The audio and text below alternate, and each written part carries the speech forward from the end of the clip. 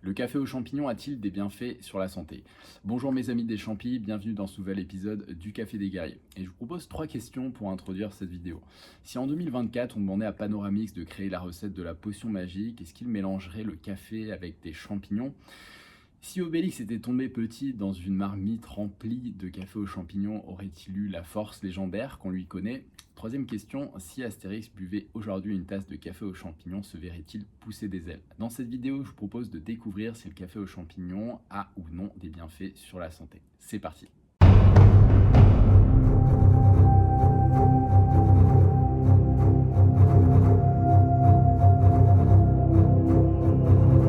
Alors au départ, je trouvais l'idée de mélanger du café avec des champignons assez étrange, et puis au fil du temps, vous voyez, c'est devenu ma potion magique. Alors, c'est vrai qu'habituellement, on est plutôt habitué à voir les champignons dans les recettes culinaires plutôt que dans des boissons. Encore que vous connaissez peut-être une boisson prébiotique japonaise qui s'appelle le kombucha, qui est fabriquée à partir d'un champignon. Mais je tiens toutefois à préciser une chose, les champignons que vous voyez dans ces cafés ne sont pas des champignons gastronomiques. Voilà, vous risquez pas de voir des girolles ou des cèpes se balader dans votre tasse à café. C'est plutôt des champignons assez spéciaux, des champignons dits médicinaux ou fonctionnels, qui ont un certain nombre de bénéfices sur la santé, à la fois nutritionnels et thérapeutiques. Ces champignons sont peu connus en Occident et pourtant ils sont utilisés depuis des milliers d'années en Asie, où ils font partie des médecines traditionnelles. Est-ce que le café est bon ou non pour la santé?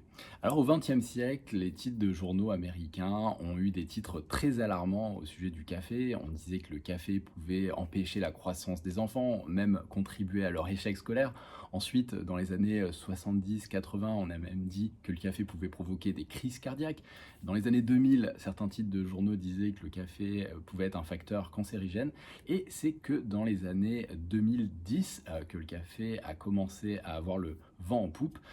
Des études ont montré qu'il avait un certain nombre de bénéfices pour la santé et que sa consommation quotidienne pouvait être plutôt bénéfique.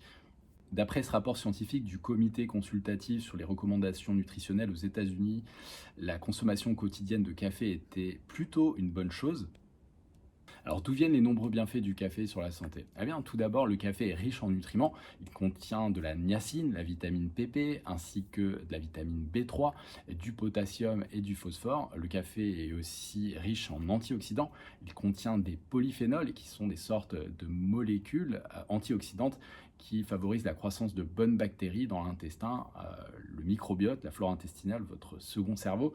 Par ailleurs, le café stimule le système nerveux grâce à l'action de la caféine sur le cerveau. C'est ce qui provoque justement l'effet booster que recherchent de nombreuses personnes. Et enfin, le café stimule le cerveau. Il améliore la vigilance, la concentration et même l'humeur. Malgré ces nombreux avantages, le café a aussi sa part d'ombre et ses effets indésirables que vous connaissez certainement, comme les troubles digestifs ainsi que les troubles du sommeil. C'est pour ça qu'il est super important de consommer du café dans les quantités raisonnables, pas dépasser les 3-4 tasses par jour et éviter toute consommation au moins 6 heures avant le coucher. Et on arrive maintenant à la question brûlante qui est: est-ce que le café combiné aux champignons est une idée intéressante? Alors, les champignons médicinaux ont deux catégories de bénéfices. Le premier est nutritionnel. Les champignons médicinaux sont des super aliments, des aliments à forte densité nutritionnelle. Ils contiennent notamment de nombreuses vitamines du groupe B, de la vitamine D, ainsi que de nombreux minéraux et oligo-éléments. Et les champignons ont aussi des avantages thérapeutiques liés à la présence dans leur composition de principes actifs qui sont essentiellement des polysaccharides, des substances aux vertus immunostimulantes, voilà, qui stimulent le système immunitaire, ainsi que des triterpènes, qui sont des principes actifs aux vertus anti-inflammatoires et antitumorales. Voilà, ça fait du café aux champignons une combinaison très intéressante d'un point de vue nutritionnel, voire même thérapeutique. Mais alors, est-ce que la chaleur ne détruit pas justement les principes actifs de ces champignons médicinaux? Eh bien, justement non. Une étude hongroise de 2021 a étudié justement l'effet de la chaleur sur le corps fructifère d'un certain champignon médicinal, le reishi ou Guanoderma lucidum, et elle a découvert que les capacités antioxydantes du champignon étaient justement améliorées, ainsi que sa propriété prébiotique. Du coup, le gros avantage du café aux champignons est qu'il atténue l'ensemble des effets indésirables du café. Il a notamment un effet positif sur la digestion. Les champignons médicinaux ont une action positive sur la flore intestinale. Comme l'indique cette étude de 2015, un champignon tel que le reishi favorise la production de bonnes bactéries dans l'intestin, soutenant ainsi le bon fonctionnement de la fonction digestive. Par ailleurs, le café aux champignons est allégé en caféine. En effet, le café aux champignons contient moins de caféine qu'un café classique. Et enfin, le café aux champignons peut aider à réguler le stress.